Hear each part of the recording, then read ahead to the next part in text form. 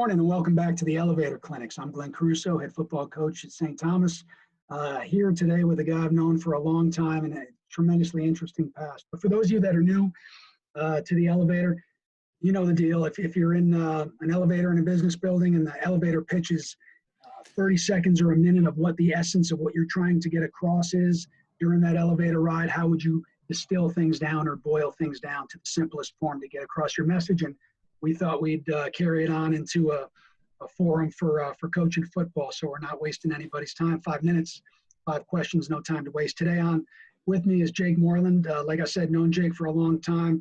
Tremendous football coach, tremendous man, and he is the offensive coordinator and tight ends coach, although a lot of O-line background too at Western Michigan.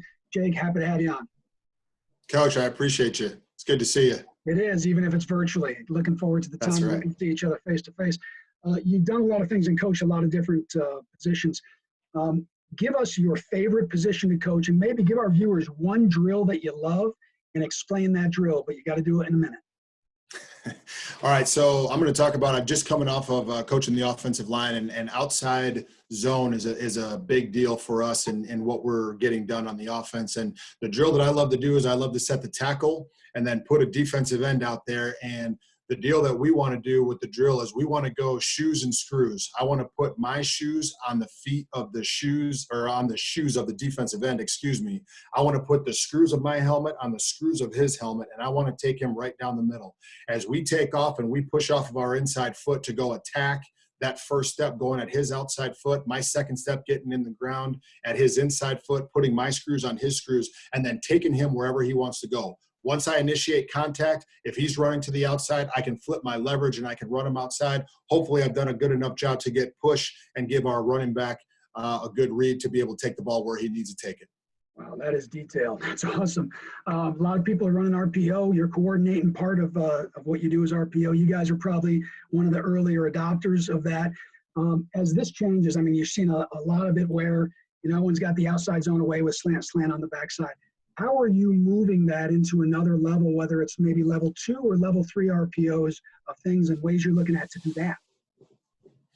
Yeah, we're really looking to get the ball down the field. We want to be explosive in everything that we do. And the one thing that we're going to do is we're going to run the ball, okay? And so what we do with our RPO game is we look at how do our RPOs match up with our run game, and that's the most important thing that we can come up with. So if we're running an inside zone, we're trying to figure out how the defense is going to try to get those extra guys into the box to be able to stop our run. That's where we want to fit our RPO game off of, because we truly want it to be a run-pass option, with the run being first. We're okay with handing the ball off and getting 5 or 6 yards on a run play. But if we can push the ball down the field and figure out the ways to attack a defense when they're trying to stop our run game, that's when we really want to get our guys to be one-on-one with their guys and hopefully create a way for our guys to be able to catch the ball in space and then go do what they do. Yeah, and there's it's interesting to see the timing, and as this progresses, the timing that a lot of people are going to have to maybe change a little bit. When I think of you, even when we first got to meet, you played tight end. You're one of the preeminent tight end coaches in the country. I think your reputation precedes you in a great way there. This past year, you actually made up a tight end out of a converted wide receiver and got some great gains out of the vertical threat.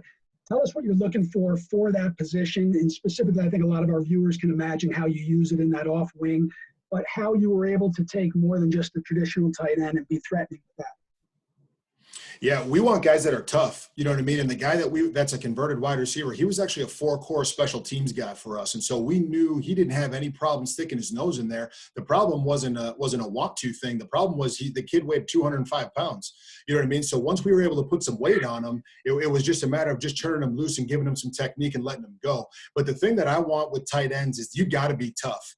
I have to be able to see you doing something. Even if you're a big wide receiver, I need to see you do something physical, even if it's on the perimeter when you're stalk blocking, so that I know that it's inside of you. If I know that you have some toughness inside of you, I'll coach you to do what you need to do as far as a blocking thing. Because in my opinion, blocking is all attitude and want to.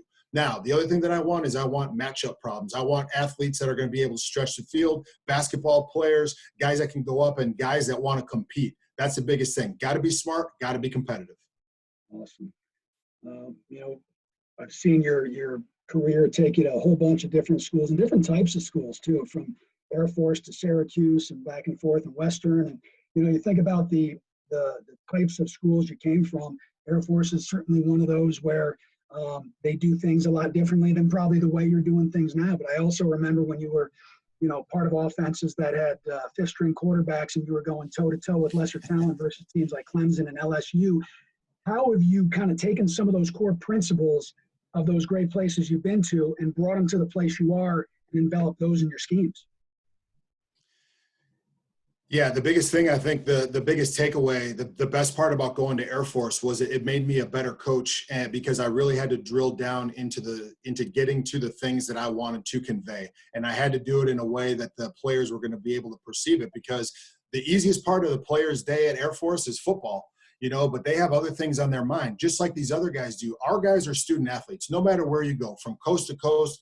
It doesn't matter. They are students first. And if our guys are really doing the job that they're supposed to be doing in the classroom, which we are all pushing them to do, because graduation is number one, we have to be able to fill that football time with the information that they can perceive, that they can go then relate, and then they can take it and put it to use once they get on the field. So being at those other places with all the different schemes and everything has really made me a better coach. Yeah, no doubt about it. If you could just take a little bit from each place you go and the good parts, you'll be in good shape. Last question always ends relatively the same. All our dynamics are different, whether you're in your office, the third floor, the basement, whatever it is. There's going to be times where my Kate or your Grace pokes their head in and says, "Hey, Dad, how's it going?" Just like it just happened. But there's also positives to it, a lot of positives. So tell us something that during this mitigated time when everybody's quarantined and put away, something that you learned about yourself or a way that you've grown as a coach or as a man. What I've really seen and what I've really enjoyed about this thing is, number one, being around the family, just like you were saying. I think this is an opportunity for us to really connect with our kids, with our wives, with our significant others, in ways, because normally right now we'd be on the road and everything would be getting done over the phone or through FaceTime and things like that. So the things that I've really enjoyed is seeing how these high school players in particular have gone out of their way to try and post their workouts, to show coaches and to show their teammates that, hey, they are still getting things done, that no matter when they allow us to come back and play this great game, that they're getting their bodies ready to be able to do so. The other thing that I really like is the coaches that have gone out of their way to construct other virtual clinics, just like you're doing right here. I think it's amazing. I love what you're doing. And to see guys be able to get into these groups that they wouldn't normally get into, I think is fantastic. Yeah, I think it definitely speaks to the fact of, just like our sport, prepare yourself, prepare your mind, prepare your body, and then wait for the time to be called on. And that's exactly where we are. So I appreciate it. There you go. 5 minutes, 5 questions, no time to waste. And just really excited to be able to connect with you in this way, Jake. Thanks for being on the show. Thank you, Coach. I appreciate it. You got it. Well, that's all we got. Until next time, you're always moving in an upward trajectory, and please make the most of your time, because that's all we got.